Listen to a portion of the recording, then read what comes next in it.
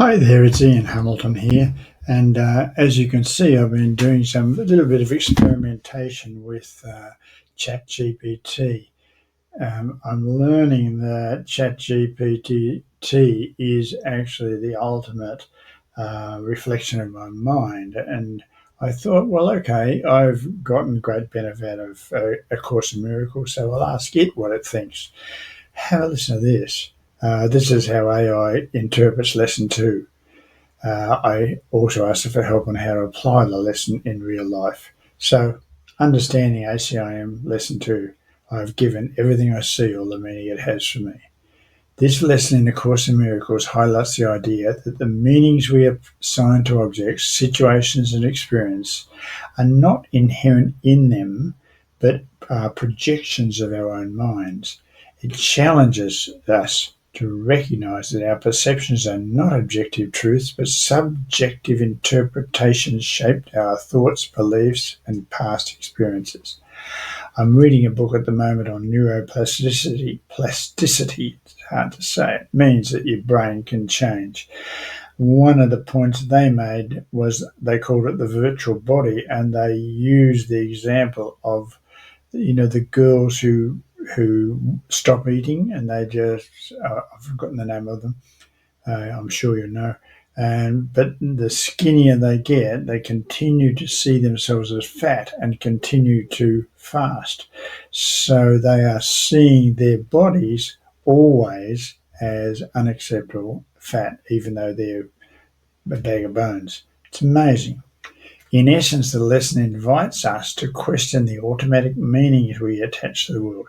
No automatic meanings. I mean, we didn't even have to think about it. We just did it. We just said, yeah, that's how it is.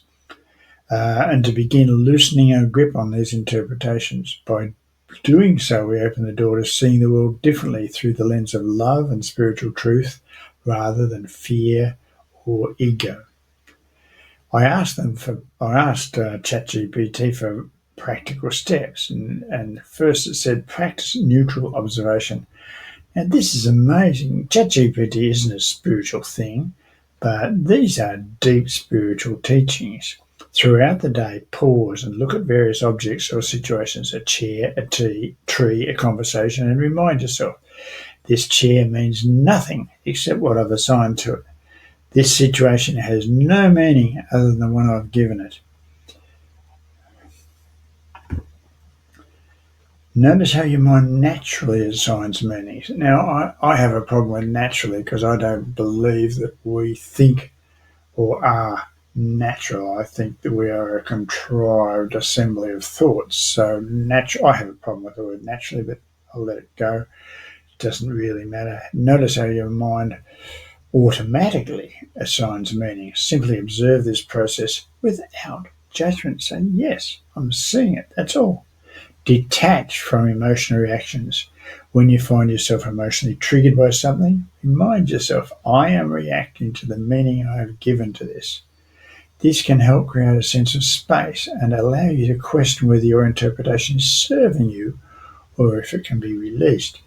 I do a lot of listening to Michael Singer, and his basic tenet of awakening is to relax, that is just not to get involved with what you see, and release. Relax and release. Journal your interpretations. I am not good at journaling. I've got lots of unfinished journals around the time, but I agree that at the end of the day, if you write down a few things that stood out and explore them, you can have more focus on what meaning did I assign to this event. Was this meaning based on fear, past assumptions, or what? And I'm on the wrong post now, I'm sorry. I've blown it. Okay, I'm back. Here it is. Was this meaning based on fear, past experience, or assumptions?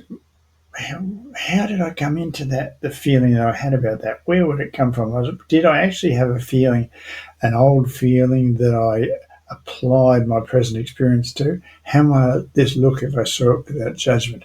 The beautiful lady, the Texan lady who teaches, she always says, ask yourself 4 questions, and the last question is, how would I be without that thought? And it's very good.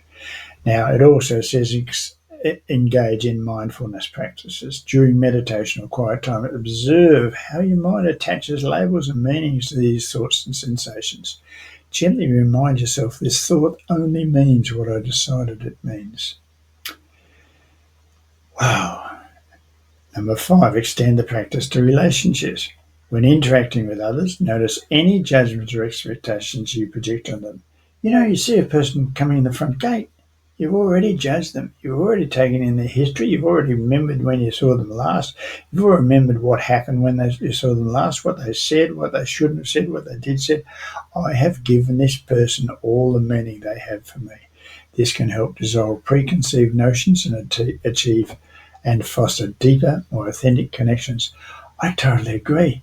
One of the big problems I have today is maintaining my equanimity when someone is projecting their beliefs.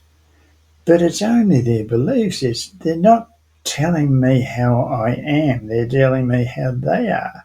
So practicing this rule allows me to not have that automatic, as a ChatGPT calls, natural response, attaching meaning to it. It doesn't have any meaning. It's just what she or he thinks. And finally, approach challenges with curiosity. When faced with a difficult situation, ask yourself, what if this has no fixed meaning? How else might I view it? Donald Trump, World War, Ukraine, vaccination. All of these ones have a package of emotions that come with them, like some sort of cluster bomb when they come into our mind. How else might I view it?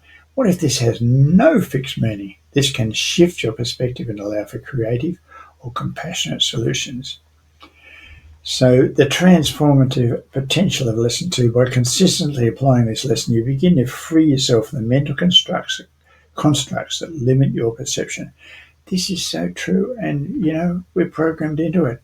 It takes time. If you don't do the work, you keep thinking the same. As Henry Ford says, if you want more of what you got, just keep doing what you're doing. It paves the way for a more neutral, open-minded, and spiritually aligned way of seeing the world. Over time, this practice helps you move from ego-based interpretations to a perception grounded in love and truth. And my final comment on the post was, wow, yes, thank you. I hope this helps.